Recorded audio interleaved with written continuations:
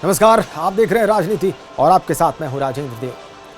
आज धरती का, वसुंधरा का दिन है, वर्ल्ड अर्थ डे।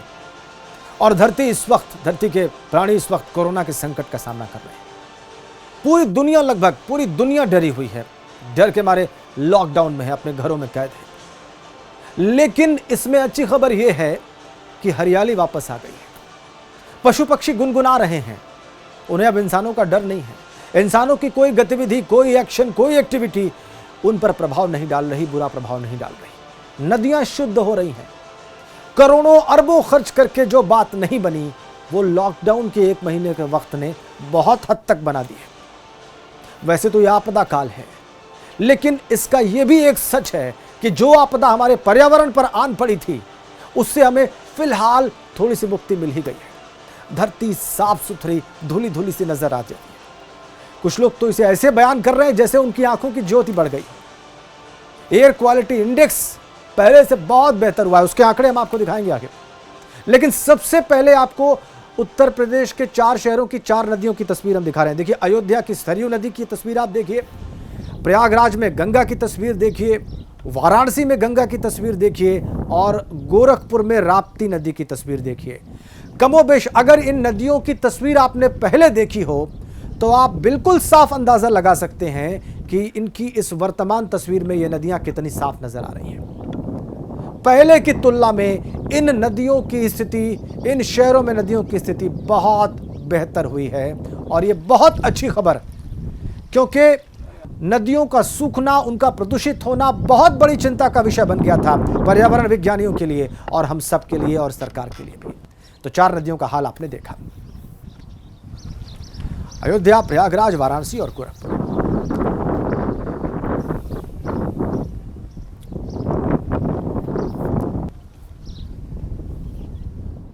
लखनऊ की गोमती नदी के पानी की अशुद्धि, उसमें प्रदूषण बहुत बड़ी चर्चा का विषय रहा है। हम सब जानते हैं, बहुत बहस हुई है उस पर, खूब उसको शुद्ध करने के प्रयास किए गए, योजनाएं बनी।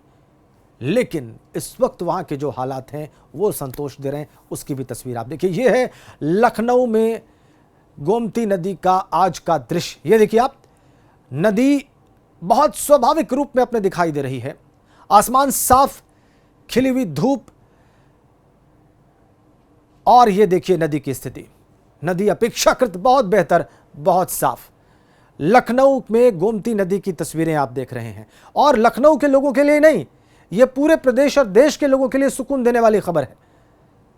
लखनऊ की गोमती पिछले 1 महीने के लॉकडाउन में बहुत सारा जो कूड़ा कचरा उसमें बहता था, वो न बहने की वजह से, कल कारखाने बंद होने की वजह से इस स्थिति में है।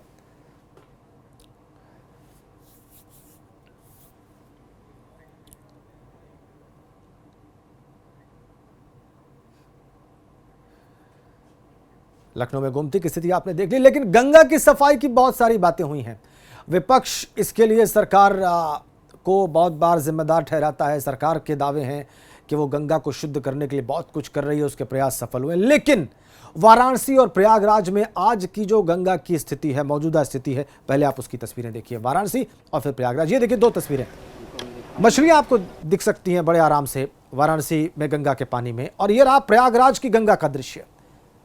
गंगा एक्शन प्लान, नमामि गंगे, बहुत सारी योजनाएं 1986 से ही भारत में काम कर रही हैं, लेकिन बगैर किसी बड़े प्रयास के, सिर्फ लॉकडाउन के चलते 1 महीने में गंगा कितनी शुद्ध नजर आ रही है वाराणसी और प्रयागराज में। 2 तस्वीरें आपकी स्क्रीन पर 2 शहरों में गंगा की स्थिति बयान कर रही हैं। ये गंगा की हालत है। अब आगे बढ़ते हैं। आपको पानी और नदियों का हाल आपने देख लिया, उनकी शुद्धता के दृश्य आपने देख लिए। अब हम आपको उत्तर प्रदेश की हवा का हाल दिखाने जा रहे हैं। एयर क्वालिटी क्या है, जिस पर खूब बहस होती रही है। देखिए, वाराणसी में 187 मॉडरेट एयर क्वालिटी है। गाजियाबाद में 73 बहुत संतोषजनक कही जाएगी, ये एनसीआर का इलाका है। लखनऊ राजधानी 94 एयर क्वालिटी इंडेक्स संतोषजनक है यहाँ पर। मेरठ की हवा 122 साधारण कहा जाएगा, मॉडरेट है यहाँ पर। नोएडा 117 जो बहुत प्रदूषित हुआ करता था, साधारण की कैटेगरी में आ गया है। कानपुर में स्थिति संतोषजनक है, यह भी बहुत प्रदूषित थी हवा यहाँ पे 65। आगरा 117, यहां भी स्थिति साधारण हो गई है एयर क्वालिटी इंडेक्स की। ये अलग अलग शहरों में हवा की स्थिति है, एयर क्वालिटी की स्थिति है। पंछी चहचहा रहे हैं, आपने महसूस किया हो सुबह सुबह फिर से भोर में चिड़ियों की आवाज़ आप सुन सकते हैं। नदियां अपेक्षाकृत शुद्ध हुई हैं, हवा शुद्ध हुई है, बहुत दूर तक आप देख सकते हैं अगर देखना चाहें तो। ये 1 महीने के लॉकडाउन का असर है। किन चीज़ों की वजह से ऐसा हुआ है, आइए इस पर चर्चा करते हैं। क्या हमने सबक सीखा इससे, आइए इस पर बात करते हैं। और इसके लिए आज हम कोई राजनीतिक चर्चा नहीं करेंगे, इस पर कोई पॉलिटिकल बयासबाजी नहीं होगी। आज हम बहुत सार्थक, बहुत कंस्ट्रक्टिव चर्चा के लिए आगे बढ़ रहे हैं। और इसके लिए हमारे साथ हैं पर्यावरण विद एनवायरमेंटलिस्ट प्रोफेसर साहब ध्रुवसेन सिंह साहब, डॉक्टर डीपी शर्मा और वरिष्ठ पत्रकार रतन दीक्षित। आप सभी का बहुत स्वागत एबीपी गंगा पर और राजनीति की इस चर्चा में। मैं प्रोफेसर ध्रुवसेन सिंह साहब के पास जाऊंगा। सर, ये जो अभी हमने कुछ रिपोर्ट्स दिखाई हैं, आपने भी महसूस किया होगा, हमारे तमाम दर्शक भी यही बात महसूस कर रहे हैं। और प्रोफेसर साहब, मैं आपको बताऊं, बहुत सारे लोगों ने मुझे व्यक्तिगत रूप से मैसेज करके सोशल मीडिया पर यह बताया है कि वो खुद कितना अच्छा महसूस कर रहे हैं। पहले जो उनको सांस लेने में तकलीफ आती थी, अब बहुत कम हो रही है। चिड़िया उनको चहचहाते हुए दिखाई दे रही हैं, नज़र उनकी दूर तक देख सकती है, आसमान साफ दिखता है। तो इसकी वजह क्या है, इसका सबसे बड़ा कारण क्या है ध्रुवसेन सिंह साहब? देखिए, सबसे पहले तो मैं आपके माध्यम से सारे दर्शकों को पृथ्वी दिवस की साधुवाद और मुबारकबाद देना चाहता हूं। और मुबारकबाद के पात्र आप भी हैं कि इस लॉकडाउन पीरियड में भी इस पे एक समसामयिक विषय पे चर्चा रखी है आपने। धन्यवाद सर। देखिए, 1970 में सबसे पहले बार पृथ्वी दिवस मनाया गया था, और वो इसीलिए मनाया गया था कि हम लोगों को अवेयर कर सकें और लोगों को इंस्पायर कर सकें जी।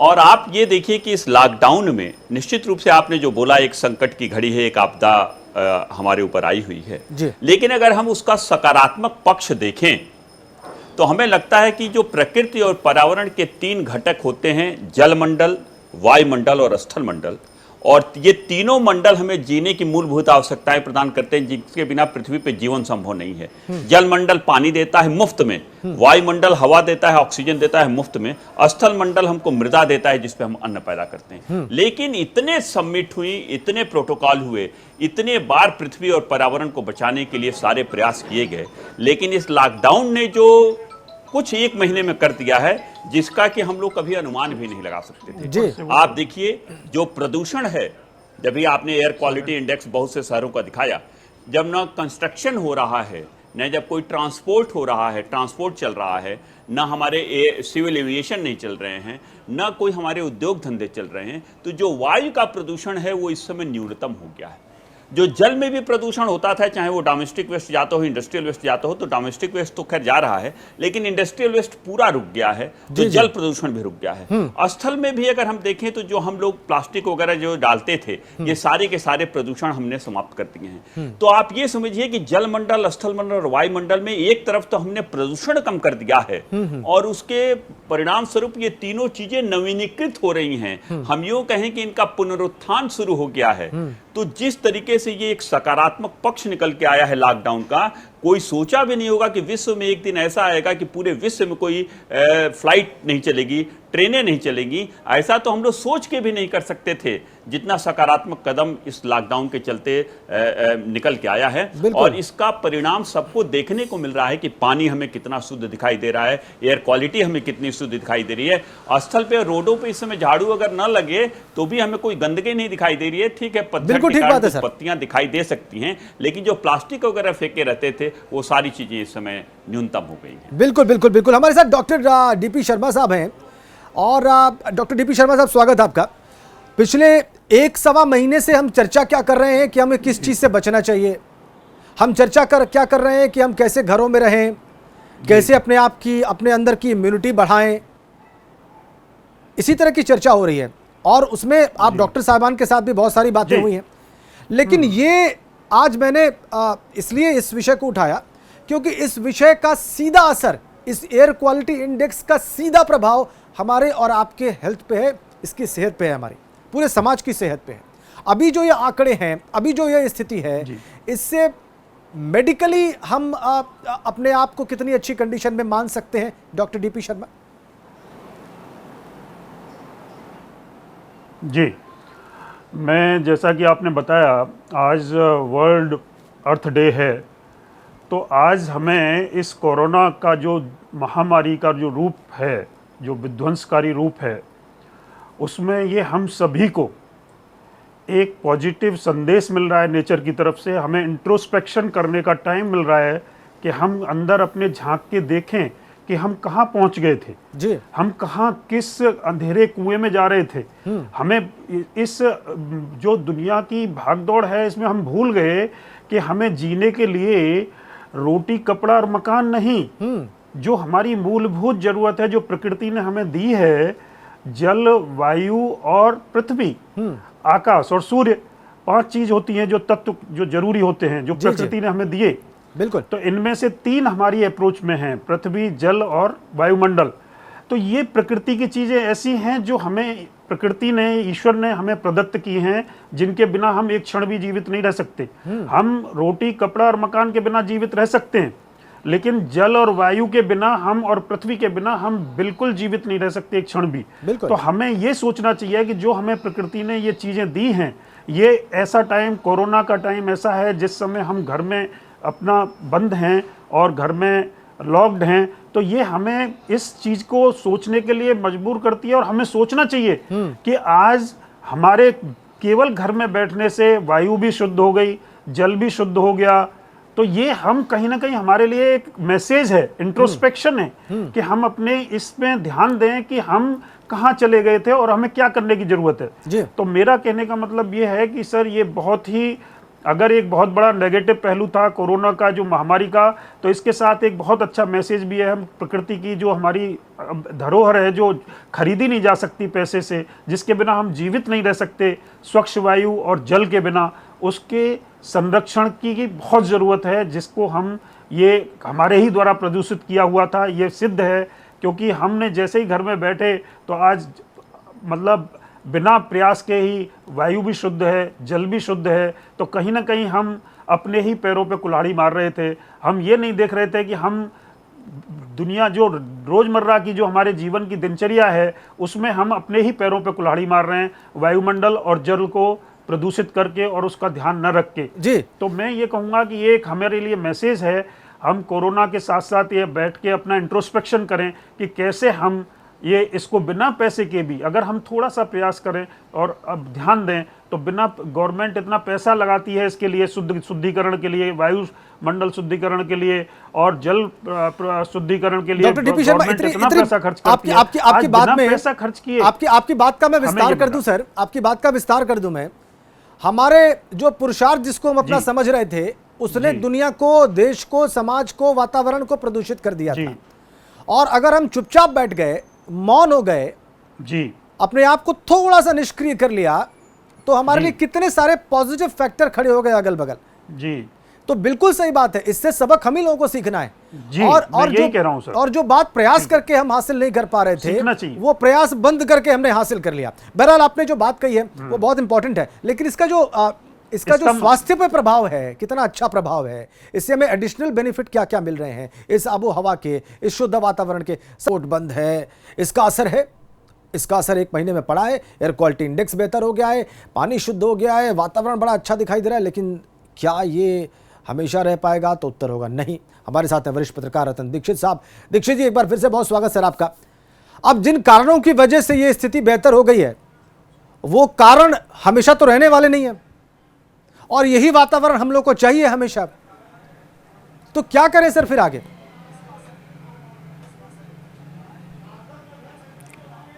देखिए, कोविड-19 महामारी की, जो पूरे विश्व की जो ये महामारी है, इसके खिलाफ मानवता बिल्कुल असहाय दिखा रही है। लेकिन पहली बार पृथ्वी दिवस के अवसर पे पूरे विश्व में एक अद्भुत प्रकृति का नज़ारा दिखाई पड़ रहा है। और बिल्कुल सही कहा है डॉक्टर साहब ने कि हर विपदा एक सकारात्मक संदेश भी लेकर आती है। जहाँ पे पूरा विश्व, भारत सहित, एक आत्मरक्षा के लिए पूरा मनुष्य मानव जो है वो अपने को आत्मरक्षा के लिए लॉकडाउन के तहत विवश किया है। लेकिन देख रहे हैं, आप ही ने अपना अभी जो पूरा डाटा दिया है, यहाँ प्रयागराज की बात भी ले लें, जो संगम का जल कभी आत्मन योग नहीं कहा जाता था, आज वहाँ पे जो BOD है क्वालिटी, वो जो है 2.5 हो गई है। जबकि पर्यावरण वैज्ञानिकों के हिसाब से 3 जो मिलीग्राम होती है वो भी क्या कहते हैं, सफिशिएंट मानी जाती है। इसी प्रकार यहाँ पे जो 6000 गाड़ियाँ एक अमूमन नई गाड़ियां निकलती थी सड़कों पे, आज वो है उनकी रफ्तार नहीं दिखाई पड़ रही है। कल कारखानों से धुआं नहीं निकल रहा है। जीवन शैली बिल्कुल एक बदल गई है हिंदुस्तान की।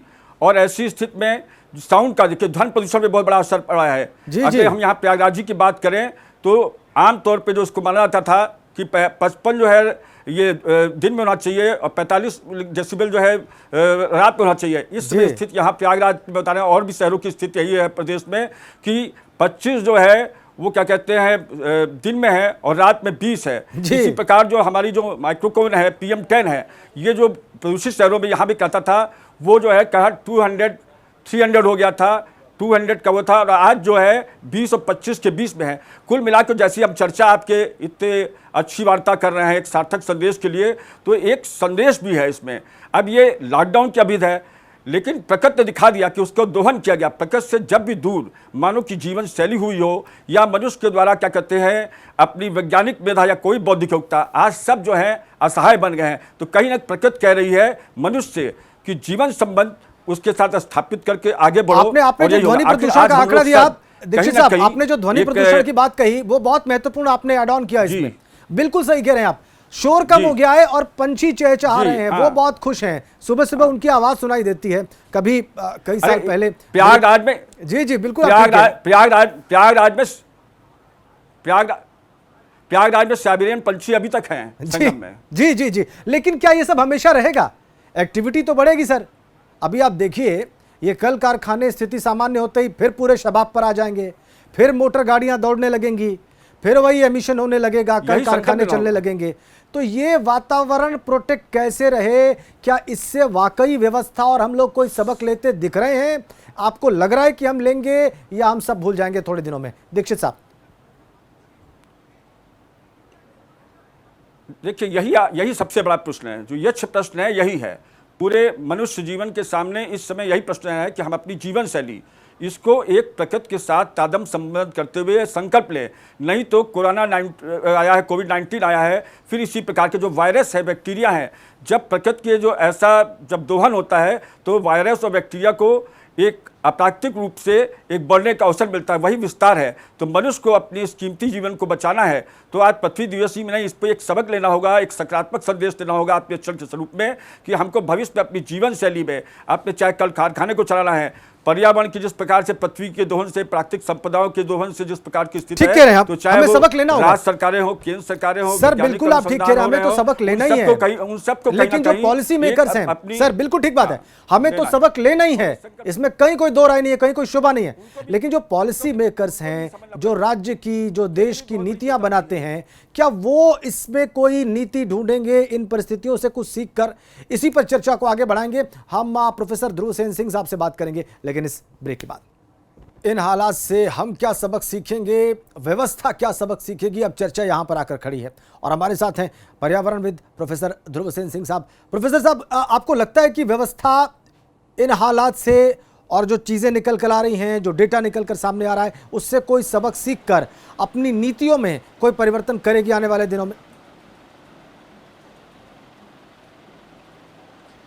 देखिए, ये तो बात निश्चित तौर पे अब एकदम स्पष्ट हो चुकी है कि जो भी जलमंडल, स्थलमंडल और वायुमंडल हैं, जिसके बिना जीवन संभव नहीं है, इस लॉकडाउन के कारण उनका प्रदूषण भी कम हुआ है और उनका दोहन भी कम हुआ है, जिसके परिणाम स्वरूप ये सारे घटक नवीनीकृत भी हुए हैं। जी।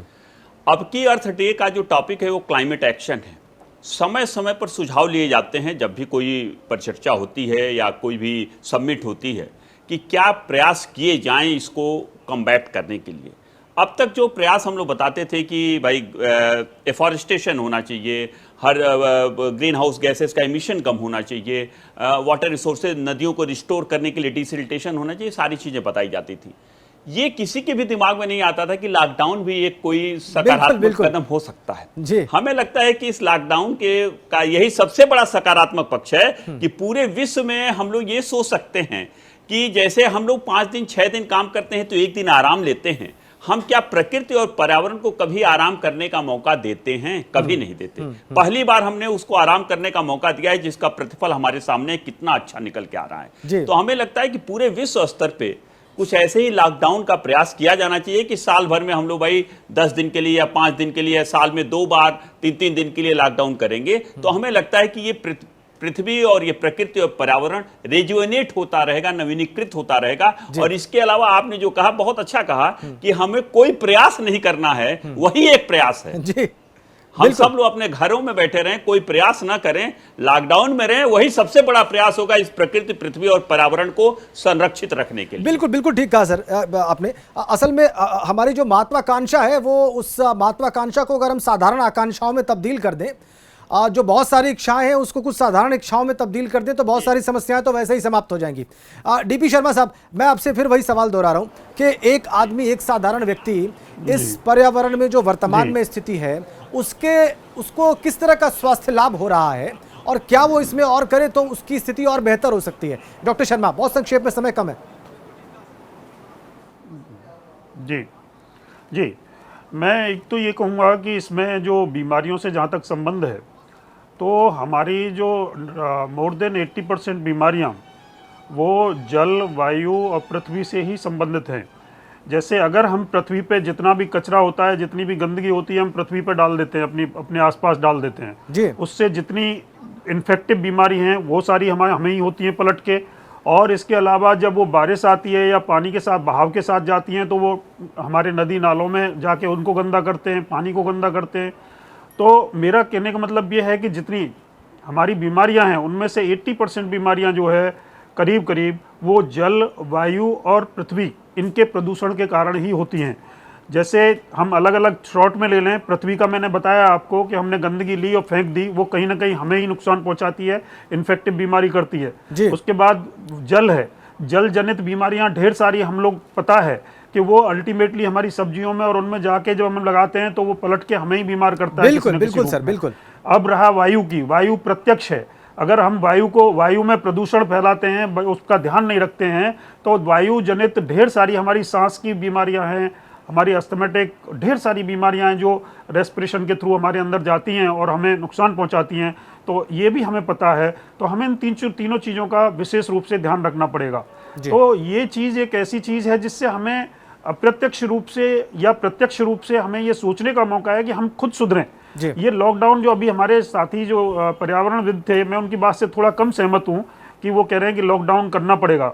हमें गतिविधियों का लॉकडाउन नहीं, हमें गलत गतिविधियों का लॉकडाउन करना पड़ेगा। हमें जो नदी नाले में जो हम अपने कारखाने के जो हमें जो गवर्नमेंट के दिशा निर्देश हैं उनका पालन करना पड़ेगा, ताकि हमारे जो औद्योगिकरण है वो भी होता रहे और वो गलत उसका वो न हो। अगर उन्हीं को हम रोक दें, हम ये देखिए, सरकार का काम नहीं है, सरकार कहीं भी किसी देश का उत्थान नहीं हो सकता अगर सरकार पे डिपेंडेंट हो वहां के नागरिक।